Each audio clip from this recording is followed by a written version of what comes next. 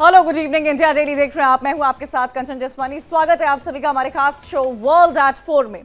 इस खास शो में हम बात करेंगे दुनिया की बड़ी खबरों की, वो बड़ी खबरें जिनका सीधा असर दुनिया के हर देश को पड़ता है। हम आपको ले चलेंगे दुनिया के कोने कोने में और ये भी बताएंगे क्या कुछ आपके लिए आज खास है। सबसे पहले बात करेंगे आज की सबसे अहम खबर की, जो है व्हाइट हाउस में ऑर्गेनाइज हुई एक डिनर पार्टी। अमेरिका राष्ट्रपति डोनाल्ड ट्रंप ने व्हाइट हाउस में दुनिया के दिग्गज टेक कंपनीज के सीईओज के लिए डिनर पार्टी ऑर्गेनाइज की थी, जिसमें दुनिया की बड़ी टेक कंपनीज के कई बड़े नेता शामिल हुए। इस डिनर पार्टी में भारतीय मूल के बिजनेसमैन भी शामिल हुए, लेकिन ट्रंप की इस पार्टी से एलन मस्क को आउट रखा गया। उन्हें बुलाया ही नहीं गया था। आपको यह भी बताएंगे विस्तार से। दूसरी खबर में आज हम बात करेंगे व्लादिमीर पुतिन की, रूस के वो प्रेसिडेंट जिसका लोहा आज दुनिया मानती है। पुतिन आज दुनिया के पावरफुल नेताओं में से एक माने जाते हैं। उनका अंदाज किसी के लिए सख्त है तो किसी के लिए बेहद नर्म है। पुतिन भारत के पीएम मोदी के खास दोस्त भी हैं। पुतिन की लाइफ इतनी सीक्रेट क्यों है, इतनी एक्स्ट्रावैगेंट क्यों है, ये भी आपको बताएंगे। छोटे से परिवार से आकर कैसे पुतिन आज दुनिया के मशहूर और ताकतवर इंसान बन गए हैं, विस्तार से आपको दिखाएंगे। और फिर आज की हमारी लास्ट स्टोरी रहेगी famous fashion designer Giorgio Armani की, जिनका निधन हो गया है। जॉर्जियो अरमानी एक नाम नहीं बल्कि फैशन के वर्ल्ड में दिग्गज हुआ करते थे। जॉर्जियो अरमानी को री जॉर्जियो या किंग जॉर्जियो के नाम से भी जाना जाता था। फैशन इंडस्ट्री के LGBTQ कम्युनिटी के लिए उनके योगदान और सपोर्ट उन्हें अलग बनाता है, उनको ब्रांड मॉडल बनाता है। कई कलाकारों को उन्होंने अपने रैंप में शामिल किया है।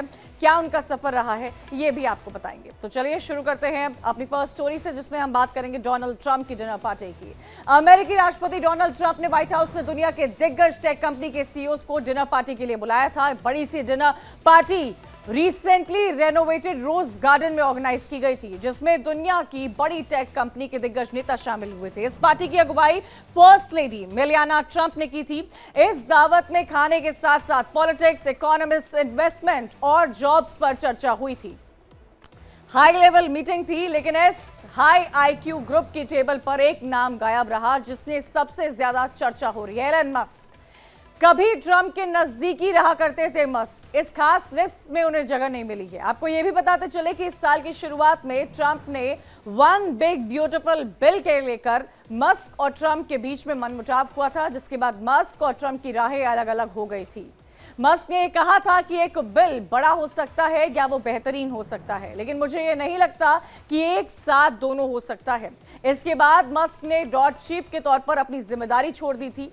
ट्रंप की इस डिनर पार्टी में मेटा, गूगल, एप्पल, माइक्रोसॉफ्ट जैसी बड़ी कंपनीज के सीईओज जो है वो भी शामिल थे। एक तरफ जब भारत पर अमेरिका टैरिफ लगा रहा है, तो दूसरी तरफ भारत सीईओज पर प्यार भी दिखा रहा है। ये जो तस्वीर आप डिनर पार्टी की देख रहे हैं, इसमें 5 सीईओ भारतीय मूल के थे। इस दौरान ट्रंप ने यह भी कहा कि वो जल्द ही सेमीकंडक्टर आयात पर काफी बड़े टैरिफ लगाने वाले हैं, लेकिन जो कंपनियां अमेरिका में इन्वेस्ट करेंगी, जैसे कि एप्पल हो, उन्हें टैरिफ से रियायत मिलेगी। ये डोनाल्ड ट्रंप का प्लान है, जो खुले तौर पर डिनर के इस टेबल पर चर्चा हुआ है।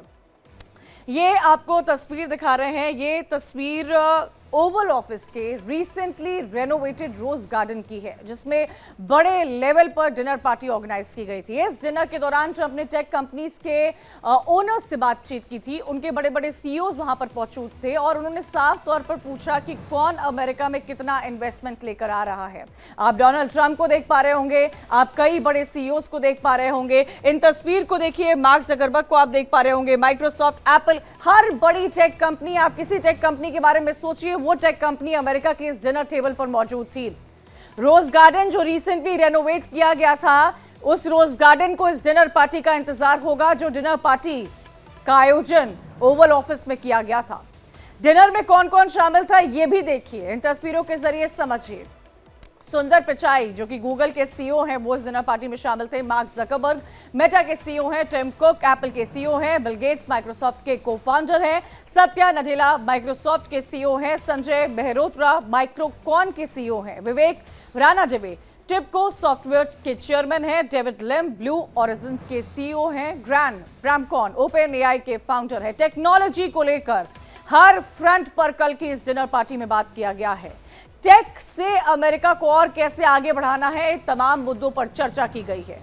अमेरिका कई वर्षों से सेमीकंडक्टर की सप्लाई चेन को अपने देश में लाने की कोशिश कर रहा है। 2020 में दुनिया की सबसे बड़ी सेमीकंडक्टर कंपनी जैसे कि TSMC और सैमसंग इलेक्ट्रॉनिक्स अमेरिका में प्लांट बनाने के लिए कई सैकड़ों अरब डॉलर्स का निवेश कर चुकी है। मेजबान ट्रंप ने मेहमानों से अमेरिका में उनका इन्वेस्टमेंट प्लान पूछने में कोई भी हिचक नहीं जताई है। उन्होंने सबसे खुले तौर पर पूछा है कि अमेरिका के लिए कौन सी बड़ी जायंट टेक कंपनी कितना इन्वेस्टमेंट कर रही है। मेटा से पूछा गया कि मार्क जकरबर्ग से पूछा गया, जब उन्होंने कहा कि हम जो है अमेरिका में $600 बिलियन का इन्वेस्टमेंट करेंगे। एप्पल की बात की जाए तो एप्पल के टिम कुक ने कहा कि $600 बिलियन का इन्वेस्टमेंट किया जाएगा। गूगल की बात की जाए तो सुंदर पिचाई ने कहा कि $250 बिलियन का वो इन्वेस्टमेंट लेकर आए हैं। ये डिनर टेबल कम इन्वेस्टमेंट टेबल ज्यादा थी। माइक्रोसॉफ्ट की सत्या नडेला ने कहा कि 75 से 80 अरब डॉलर का इन्वेस्टमेंट वो लेकर आ रहे हैं। इस डिनर में ट्रंप ने मस्क के विरोधी और टेक दुनिया के सबसे बड़े बिजनेसमैन ओपन एआई के सीईओ सैम ऑल्टमैन को बुलाया और उन्हें काफी तवज्जो भी दिया था। ये सारे जो टेक्निकल वर्ल्ड के दिग्गज हैं वो इस मीटिंग में मौजूद है, वो इस डिनर पे मौजूद है। हम इसे डिनर कह रहे हैं। अमेरिका की नजर से ये इन्वेस्टमेंट टेबल है। ये वो टेबल है जिस पर खाना तो लजीज परोसा गया था, लेकिन चर्चा उस पर सिर्फ और सिर्फ अमेरिका के हित में हुई थी।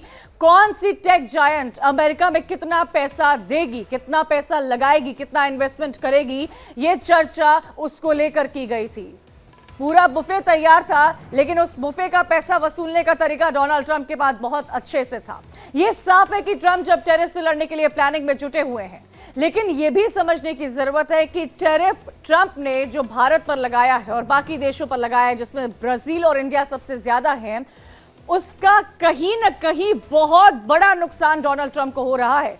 अमेरिका के लोग उसका नुकसान झेल रहे हैं। अमेरिका के अलग अलग सेक्टर्स में उसका जो नुकसान है वो झेला जा रहा है। आपको यह भी समझने की जरूरत होगी कि जिस डिनर टेबल की हम बात कर रहे हैं, उस डिनर टेबल पर सिर्फ और सिर्फ सबसे ज्यादा अगर किसी की चर्चा हुई तो वो इन्वेस्टमेंट की चर्चा हुई। वो टेक्निकल जायंट से जो दुनिया के बड़े से बड़े कंपनीज है, उन टेक जायंट से इस बारे में चर्चा की गई कि अमेरिका में कौन सी कंपनी कितना पैसा लगा सकती है। ये अमेरिका है, ये अमेरिका की नीति है, ये अमेरिका का टैरिफ है जो कहीं ना कहीं अमेरिका को बैकफुट पर लेकर जा रहा है। अमेरिका के क्या विकल्प है टेक्नोलॉजी को लेकर, ये उसकी तस्वीर आप देख रहे हैं।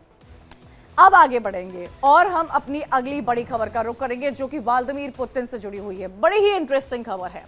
रूस के सुप्रीम लीडर दुनिया भर के सबसे शक्तिशाली लीडर्स में से माने जाते हैं। एक ऐसा चेहरा है जो पिछले 25 साल से रूस की सत्ता पर मौजूद है। कैसे मौजूद है ये समझिएगा। उन्हें वहां पर चुनौती देने वाला कोई है ही नहीं।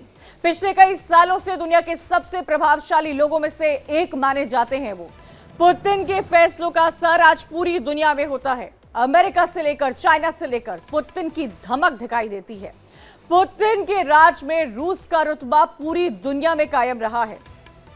आपको याद होगा पिछले दिनों एससीओ और चीन की विक्ट्री डे परेड में पुतिन नजर आए थे, जिससे उनकी ताकत का अंदाजा लगाया जा सकता है। चाहे यूक्रेन का वॉर हो, यूक्रेन को बर्बाद करना हो, पुतिन की लाइफ के कई सीक्रेट्स हैं।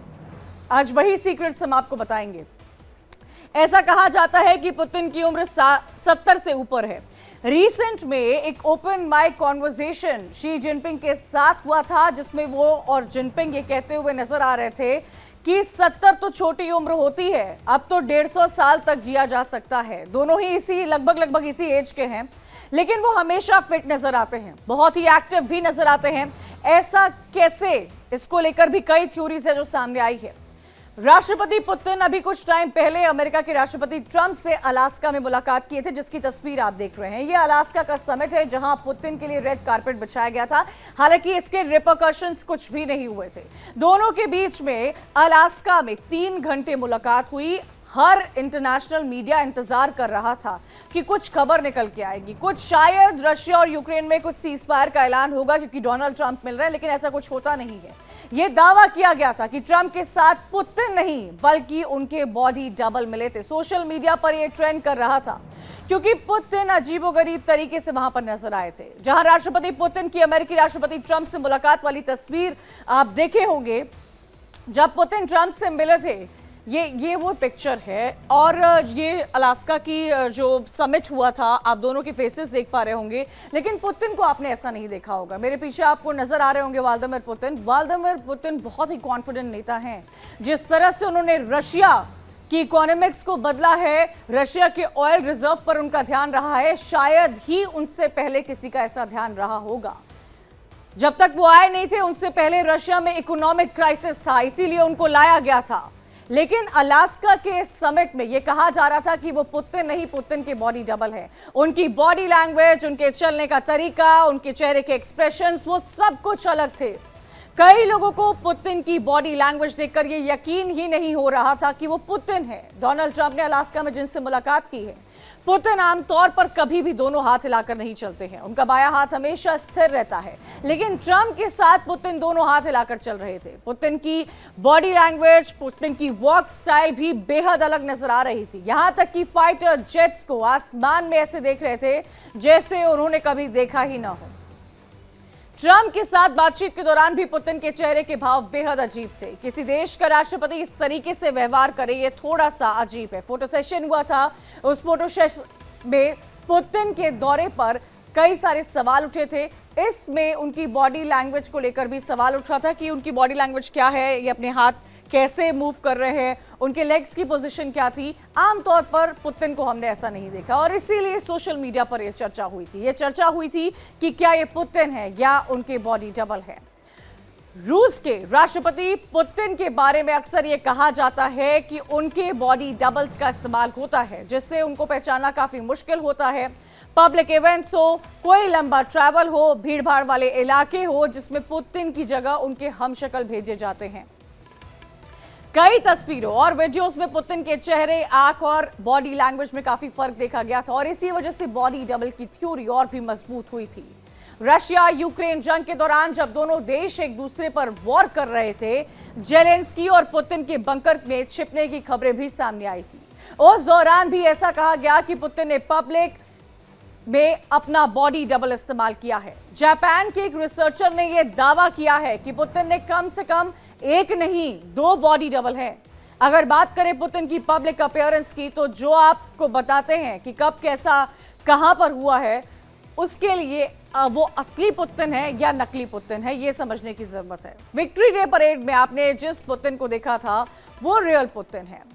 मार्च 2023 में मारियोपोल दौरे पर दिखने वाले जो पुतिन थे, वो असली पुतिन से लगभग 40% मिलते थे। दिसंबर 2022 की बात करेंगे, जब क्रीमिया ब्रिज पर दिखाई देने वाले पुतिन कितने असली थे, इस पर भी चर्चा हुई है। 53%। जापान के institute of audio communication laboratory ने पुतिन की आवाज का बायोमेट्रिक एनालिसिस किया है, जिसमें यह पाया गया कि 2023 में पुतिन की आवाज बाकी पब्लिक अपीयरेंस में से अलग थी। कई बार पुतिन के बॉडी डबल की खबरें सामने आई है। यूक्रेन के राष्ट्रपति जेलेंस्की ने यह सवाल उठाकर सबको चौंका दिया था कि पुतिन जिंदा भी है या नहीं है।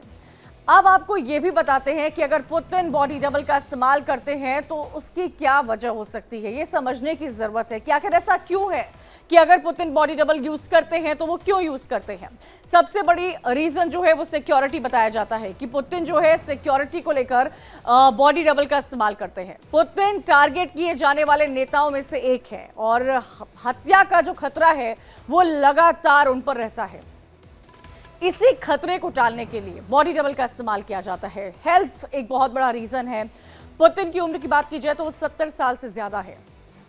बीमारियों को लेकर अफवाहें लगातार उठती रही है। अफवाहों से बचने के लिए भी पुतिन जो है वो बॉडी डबल का इस्तेमाल करते हैं। उनकी पब्लिक इमेज हो, आयरन मैन की छवि हो, ये तमाम चीजें बरकरार रहें, इसीलिए वो हमेशा एक्टिव दिखाई देते हैं, वो हमेशा फिट रहते हैं। भ्रम की एक रणनीति भी बॉडी डबल में मानी जाती है ये कहा जाता है कि दुश्मन को चकमा देने के लिए भी वो बॉडी डबल का इस्तेमाल कर सकते हैं, ताकि लोगों को लगे कि पुतिन हर जगह पर मौजूद रहते हैं। इससे उनकी अजय की छवि जो है वो बनी रहेगी। यानी कि अपनी इमेज के लिए पुतिन जो है बॉडी डबल का इस्तेमाल करते हैं। इररिस्पेक्टिव उनके साथ कब क्या कहां पर हुआ है, वो दुनिया में ये प्रेजेंट करते हैं कि वो हर इवेंट, हर फंक्शन में मौजूद है जहां उनकी जरूरत है। डुप्लीकेट्स की इस लिस्ट में सिर्फ रशिया के प्रेसिडेंट पुतिन का ही नाम नहीं है, बल्कि दुनिया के दिग्गजों ने बॉडी डबल की खबरें सामने आती है। अगर आप इतिहास को खोलें तो इतिहास के कई बड़े नेताओं ने सुरक्षा के लिए हम शक्लों का इस्तेमाल किया है। आपको उनके बारे में भी बताते हैं। दिग्गजों के डुप्लीकेट कौन कौन हैं? सोवियत यूनियन की बात की जाए तो जोसेफ स्टालिन, उनका नाम भी सामने आता है। फेलिक्स दायादेव है जिनका नाम सामने आता है। ये जोसेफ स्टालिन है, सोवियत यूनियन के हैं। रशिया की क्योंकि बात हो रही है तो हम आपको ये भी बताएंगे कि वो कौन और बड़े नेता हैं जो डुप्लीकेट्स का इस्तेमाल करते हैं। मेकअप और ट्रेनिंग से स्टालिन की तरह इनको बनाया जाता है, ये भी समझने की जरूरत है कि कौन किस तरह कैसे बनाया जाता है। आपको यहाँ पर ये भी बता दें कि इराक, सद्दाम हुसैन, इनका तो बहुत नाम इस डुप्लीकेसी में आता है। पूर्व राष्ट्रपति सद्दाम हुसैन, इनके डुप्लीकेट्स जगह जगह भेजे जाते हैं। रीजंस, अमूमन आप जिस भी लीडर का रीजन उठा के देख लेंगे, उनके डुप्लीकेट्स का रीजन सबसे बड़ा सिक्योरिटी और सेकंड हेल्थ ही बताया जाता है। और आपको बताते हैं कि दिग्गजों के डुप्लीकेट्स कहां कहां कौन है। इराक का आपने देखा, सोवियत यूनियन का आपने देखा, ये तमाम वो कंट्रीज हैं जो अपने डुप्लीकेट्स लेकर जाती हैं, जिनके हमशक्ल बाहर किसी बड़े इवेंट में पहुंचते हैं, जहां इनको नहीं पहुंचना होता है वो अपने हमशक्ल को भेज देते हैं। और इसीलिए लगातार इस बात पर चर्चा हो रही है कि क्या पुतिन को भी, जो हमने पुतिन को देखा था अलास्का में, क्या पुतिन थे या वो पुतिन के हमशक्ल थे या वो पुतिन के डुप्लीकेट थे। ये समझने की हमें जरूरत है कि कहां कहां डुप्लीकेसी का मामला जो है वो सामने आता है। अब आपको बताते हैं कि इन सारे डुप्लीकेट्स को लेकर कई तरह की बातें सामने आती है। ब्रिटेन की बात की जाए तो ब्रिटेन की महारानी एलिजाबेथ द्वितीय यानी कि क्वीन एलिजाबेथ सेकेंड, इनके नाम की महिला एलिजाबेथ की बॉडी डबल है एला स्लैक। एला स्लैक को इनका बॉडी डबल बनाया गया है। हैरान कर देने वाली बात है लेकिन ये सच है। महारानी एलिजाबेथ सेकेंड कई कार्यक्रम में शामिल होती थी, उनकी बॉडी डबल कई बार आपने देखा होगा कि ये पहुंचती थी। इनके क्राउन को लेकर काफी चर्चा होती थी, इनके ड्रेस को लेकर, इनकी ज्वेलरी को लेकर हमेशा चर्चा होती रहती थी। लेकिन सिक्योरिटी बहुत, क्यूबा की बात की जाए तो फिडेल कास्ट्रो, क्यूबा के पूर्व प्रेसिडेंट रह चुके हैं कास्ट्रो, और ये भी अपने डुप्लीकेट्स को लेकर अपने उन जगहों पर भेजते थे जहां पर ये खुद नहीं पहुंच पाते थे। ये आपको तमाम लोगों की बातें बता रहे हैं। कास्ट्रो की बात की जाए तो इन पर 600 से ऊपर 634 हमले हो चुके हैं। तो जैसा कि मैंने कहा कि सिक्योरिटी और हेल्थ, ये दो ऐसे इंपॉर्टेंट कंसर्न हैं जिनकी वजह से ये तमाम लीडर्स जो मैं आपको दिखा रही हूं वो अपने डुप्लीकेट्स को उन इवेंट्स पे भेजते थे जहां ये खुद नहीं पहुंच पाते थे। तो क्यूबा का आपने देखा और साथ ही साथ क्वीन एलिजाबेथ सेकेंड का हमने आपको दिखाया। ये तमाम लोग हैं जो अपने बॉडी डुप्लीकेट्स यूज करते थे। सिक्योरिटी की वजह से इनको डुप्लीकेट्स जो है वो यूज करने पड़ते थे। बॉडी डबल के जरिए मौत को मात दी थी इन्होंने। सोचिए, यही बहुत बड़े रीजंस में से एक रीजन माना जाता है कि बॉडी डबल, ताकि इनकी सिक्योरिटी जो है वो बनी रहे, और इसी सिक्योरिटी को मेंटेन करने के लिए ऐसा हुआ। अब आपको बताते हैं कि रूस के राष्ट्रपति पुतिन की मिस्ट्री दुनिया के बारे में बहुत मिस्टीरियस माने जाते हैं। आज भले ही पुतिन दुनिया की सबसे शक्तिशाली नेताओं में से एक है, लेकिन एक वक्त था जब पुतिन का परिवार 2 वक्त के खाने के लिए काफी मशक्कत करता था। पुतिन की मां एक फैक्ट्री में लेबर थी। पुतिन ने बेहद ही कम उम्र में अपने दोनों भाइयों को खो दिया था। आपको पुतिन के परिवार के बारे में बताते हैं ताकि आपको एक अंडरस्टैंडिंग मिले कि पुतिन के फैमिली का बैकग्राउंड क्या है। ये उनकी फैमिली ट्री है जो आप देख पा रहे हैं। वो उनकी वाइफ है, ल्यूडमिया है। 1983 में उनसे शादी हुई थी और 1983 में उनके 2013 की बात की जाए तो डाइवोर्स भी हो गया था। हालांकि डाइवोर्स के रीजंस भी बहुत अलग हैं। डाइवोर्स के बाद पुतिन के रिलेशंस पर भी बहुत चर्चाएं हैं, लेकिन उनकी बेटी और बेटे की भी तस्वीर आपको बता रहे हैं। बेटी का नाम मारिया बताया जा रहा है और दूसरी बेटी का नाम जो है वो कैटरीना बताया जा रहा है। ये 2 बेटियां पुतिन की हैं, उनकी फर्स्ट वाइफ से, जिनके साथ वो अब डाइवोर्स हो चुके हैं।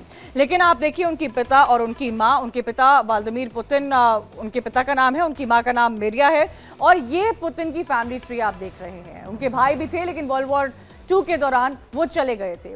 पुतिन की अगर आप पुतिन का बैकग्राउंड सुनेंगे तो आप ये समझ पाएंगे कि पुतिन कितने लो बैकग्राउंड से आते थे, लेकिन उन्होंने क्या किया, उन्होंने कैसे किया, ये एक चर्चा का विषय जरूर बना हुआ है। ये फैमिली ट्री आप पुतिन की देख पा रहे हैं, उनकी पत्नी, उनके बेटियों की तस्वीर देख पा रहे हैं, और इसी को लेकर लगातार, उनकी फैमिली को लेकर लगातार जो है वो चर्चा हो रही थी। केजीबी में एक जासूस के रूप में उन्होंने काम किया था राष्ट्रपति बनने से पहले, और ये भी आप समझिएगा केजीबी वहां की बहुत बड़ी एजेंसी मानी जाती है। एक जासूस के रूप में उन्होंने वहां काम किया था। केजीबी में 15 साल उन्होंने अपनी सेवाएं दी थी। 6 साल एजेंट के तौर पर वो जर्मनी में रहे थे। आपको ये भी जानकारी दे दें कि सेंट पीटर्सबर्ग में उन्होंने राजनीतिक करियर शुरू किया था। ये उनके प्रोफाइल हम आपको बता रहे हैं, जो लगातार केजीबी में जासूस के रूप में काम करते थे। केजीबी अपने आप में रशिया की बहुत बड़ी एजेंसी है, जहां वो स्पाई की तरह काम करते थे। साथ ही आपको ये बता दें कि 6 साल, जहां केजीबी की बात की जाए तो 15 साल उन्होंने वहां पर काम किया है। 15 साल के साथ साथ एज अ स्पाई केजीबी में 6 साल जर्मनी में उन्होंने काम किया है। सेंट पीटर्सबर्ग की बात की जाए तो वहां उनका पॉलिटिकल करियर शुरू हुआ था सेंट पीटर्सबर्ग में। 1994 में डेप्टी मेयर बनाए गए थे। 96 में पुतिन मॉस्को चले गए थे। जुलाई 1998 की बात की जाए तो वहां पर एफएसबी के प्रमुख बने थे, और इन सब के बाद 2000 में राष्ट्रपति के रूप में उनको चुना गया था। 2000 से लेकर आज हम 2025 में बैठे हैं। 25 साल में रशिया की तस्वीर बदल गई है, और उसमें सबसे बड़ा योगदान जो है वो पुतिन का रहा है। पुतिन की पॉलिटिकल टाइमलाइन क्या रही है, कैसे वो पॉलिटिक्स में आए हैं, ये हमने आपको बताया। लेकिन जब उन्होंने सत्ता संभाली तब रूस की स्थिति बहुत खराब थी। देश की अर्थव्यवस्था गिर चुकी थी। सारी ताकत अरबपति उद्योगपतियों के हाथ में चली गई थी। लेकिन आज अगर हम रूस की बात करें, रूस की इकोनॉमिक की बात करें, तो रूस की जीडीपी जो है वो 1.7 ट्रिलियन अमेरिकी डॉलर है। दुनिया में रशिया 11वें नंबर पर आता है। 11वें नंबर आप समझ सकते हैं क्या होता है। 11वें नंबर पर आता है। जीडीपी आप समझिएगा 1.7 ट्रिलियन अमेरिकी डॉलर जो है वो रशिया की जीडीपी है। दुनिया में 11वें नंबर पर आता है। रशिया के तेल और गैस जो है वो प्रमुख उत्पादक माना जाता है। कि रशिया की इकोनॉमी किससे ड्रिवन है? ऑयल से ड्रिवन है, गैस से ड्रिवन है, वहां की मिलिट्री से भी रशिया की इकोनॉमी ड्रिवन है। आप ये भी समझिएगा कि जीडीपी का 25 से 30% तेल और गैस से आता है। जितनी भी अगर किसी भी देश की इकोनॉमी की बात करते हैं तो ये समझने की जरूरत होती है कि उस देश की जीडीपी में कौन सा वो सेक्टर है जो योगदान देता है। ऑयल एंड गैस यानी कि एनर्जी बहुत बड़ा डिपार्टमेंट है रशिया का, जो रशिया की जीडीपी पर बहुत जोर देता है। उसके अलावा आपको बता दें, नेशनल बजट की बात की जाए तो ये 40 से 45% तक रोल प्ले करता है। तेल और गैस का जिसका हम जिक्र कर रहे हैं, उसका योगदान नेशनल बजट में जो अलाउंस मिलता है इन सेक्टर्स को, उसमें एनर्जी को 40 से 45% देता है, जो बहुत ज्यादा है। आप सोचिए बजट का नियरली हाफ जो है वो इस डिपार्टमेंट को जाता है। साथ ही आपको बता दें कि India, China, Turkey, Japan, Germany को तेल एक्सपोर्ट करता है, जिसकी तकलीफ, जिसका दुख डोनाल्ड ट्रंप को हमेशा सताता है।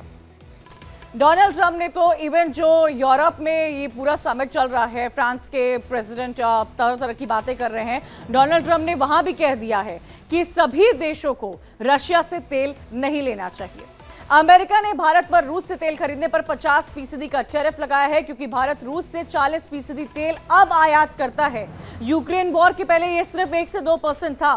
साल 2024-25 में रूस ने भारत को 54 लाख बैरल प्रतिदिन तेल सप्लाई की थी। ये आप ऑयल के इकोनॉमिक्स को समझ रहे हैं कि ऑयल का क्या योगदान है, ऑयल क्या करता है। लेकिन रशिया की ये तस्वीरें आपको दिखा रहे हैं। रशिया के साथ साथ आपको ये भी दिखा रहे हैं कि रशिया में भारत कि अगर नजर से देखा जाए तो भारत को सस्ता तेल कितना मिलता है। रशिया के क्रूड ऑयल की बात की जाए तो उसकी कीमत भारत के लिए सस्ती है। तेल में 3 से 4 डॉलर प्रति बैरल की छूट है। रशिया ने भारत को कच्चे तेल पर 5% का डिस्काउंट दिया है। यूक्रेन युद्ध शुरू में ही अगर देखा जाए तो उसके बाद भारत का रूसी तेल आयात काफी ज्यादा बढ़ चुका है। यूक्रेन युद्ध स्टार्ट होने से पहले जो 2% था, 1 से 2% जिसको माना जाता था, वो आज की तारीख में नियरली 40% पहुंच गया है। सिर्फ तेल ही नहीं, रूस दुनिया के सबसे बड़े हथियार उत्पादक और एक्सपोर्टर देशों में से एक माना जाता है। रूस दुनिया का दूसरा सबसे बड़ा हथियार एक्सपोर्टर माना जाता है। इंडिया, चाइना, मिस्र, अल्जीरिया, वियतनाम, टर्की, सीरिया को रशिया हथियार सप्लाई कराता है।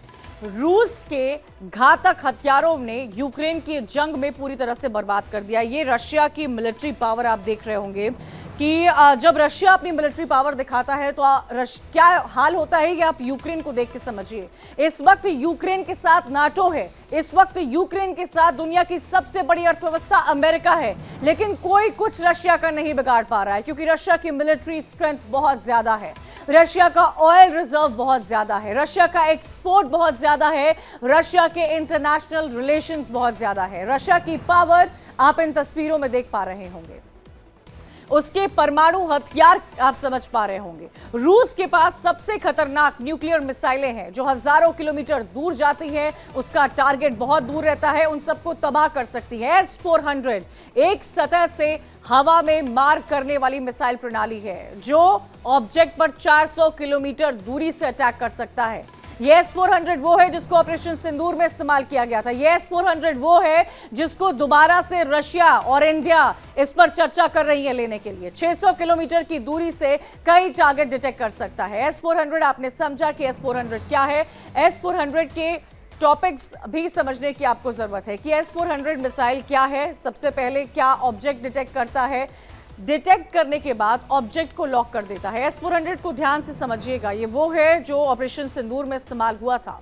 लॉक करने के बाद रेंज में आने का इंतजार करता है, ऑब्जेक्ट रेंज में आने पर मिसाइल लॉन्च करता है। रूस के पास कई घातक हथियार है। S-400 के अलावा मैं आपको बताती हूँ RS-28 सारमैट की, जो कि हाइपरसोनिक बैलिस्टिक मिसाइल माना जाता है, जिसकी रेंज सुनकर आप हैरान हो जाएंगे। 18,000 किलोमीटर तक की इसकी रेंज है। साथ ही साथ एक साथ कई जगह पर यह हमला कर सकती है। RS-24 यार्ड्स की बात की जाए तो ICBM मिसाइल है जिसकी रेंज 12,000 किलोमीटर है, 200 किलोटन विस्फोट है। हेड हैंड सिस्टम जिसको कहा जाता है, ऑटोमेटिक अगर बात की जाए ऑटोमेटिक एटॉमिक की, तो अटैक सिस्टम है, दुश्मन देश को तबाह करता है, इसकी क्षमता रखता है। परमाणु हमले के संकेत को पकड़ने में भी इस पर सेंसर्स लगे हुए हैं। या आप RS-28 का जिक्र कर रहे थे, RS-24 आप देखिए ICBM मिसाइल है जो रूस के पास कौन से घातक हथियार हैं ये ग्राफिक्स के जरिए आपको बता रहे हैं। 200 किलो टन तक का विस्फोट कर सकता है, ऑटोमेटिक एटॉमिक सिस्टम, इसमें सेंसर्स लगे हुए हैं, जो भी दुश्मन देश है उसको तबाह करने की पूरी क्षमता है। 5th जनरेशन लड़ाकू विमान है Su-57 जिसको आप देख रहे हैं। स्टील तकनीक है इसमें, हवा से दुश्मन से छुपकर हमला करता है। अब आपको बताएंगे Su-35 के बारे में, जो कि मल्टी रोल फाइटर है, हवा और जमीन दोनों पर हमला करने में सक्षम होता है। T-90 के बारे में सुन लीजिए, ये वहां का मुख्य लड़ाकू टैंक है जो तेज है, जो काफी मोबाइल है और जिसको शक्तिशाली टैंकों में से एक माना जाता है। टुपोल M की बात की जाए तो वो लंबी दूरी तक परमाणु वॉरहेड को ले जा सकता है, ट्रक पर ले जाया जा सकता है, इसको छिपकर इसको लॉन्च किया जा सकता है। ये रशिया की मिलिट्री स्ट्रेंथ है। रशिया की मिलिट्री स्ट्रेंथ तो आपने सुन ली, उनकी फैमिली के बारे में आपने जान लिया, लेकिन अब आपको बताते हैं पुतिन की लाइफ के बारे में, उनकी लाइफस्टाइल के बारे में। अपने फैसलों को लेकर सख्त दिखने वाले पुतिन की प्राइवेट लाइफ किसी राजा से कम नहीं है। उनकी प्राइवेट संपत्ति की हम बात करेंगे, लेकिन ये उनकी लाइफस्टाइल देखिए। ये आप पुतिन को देख रहे हैं, प्रेसिडेंट पुतिन को देख रहे हैं। इनका इंटरेस्ट स्विमिंग में है, इनका इंटरेस्ट हॉर्स राइडिंग में है, एनिमल से इनको बहुत प्यार है। प्राइवेट संपत्ति इनकी $200 अरब है। पुतिन के पास 20 आलीशान घर हैं, 43 विमान हैं, 15 हेलीकॉप्टर हैं, 700 कारें हैं, 3 करोड़ रुपए तक की कई घड़ियां हैं, वॉचेस का आलिशान कलेक्शन है उनके पास। उनकी प्राइवेट संपत्ति में काला सागर की एक चर्चित हवेली भी शामिल है जो अपने आप में एक मिस्ट्री बनी हुई है। ब्लैक सी पर उनका एक आलिशान बंगला रिजॉर्ट बना हुआ है और कई ऐसी बातें हैं जो उनकी लग्जरी लाइफस्टाइल को लेकर सामने आती है। ये तस्वीरों के साथ आज मैं आपको छोड़कर जाऊंगी ताकि आप ये समझ पाए कि व्लादिमीर पुतिन जो कि रशिया पर इस तरह से रूल कर रहे हैं, उनकी प्राइवेट लाइफ कैसी है, उनका मैंशन कैसा है, ब्लैक सी पर उनका रिजॉर्ट कैसा है। आज मेरे साथ वर्ल्ड एट 4 में इतना ही। कल फिर होगी आपसे मुलाकात, मंडे को होगी आपसे मुलाकात इंटरनेशनल खबरों के साथ। आप देखते रहिए इंडिया टीवी।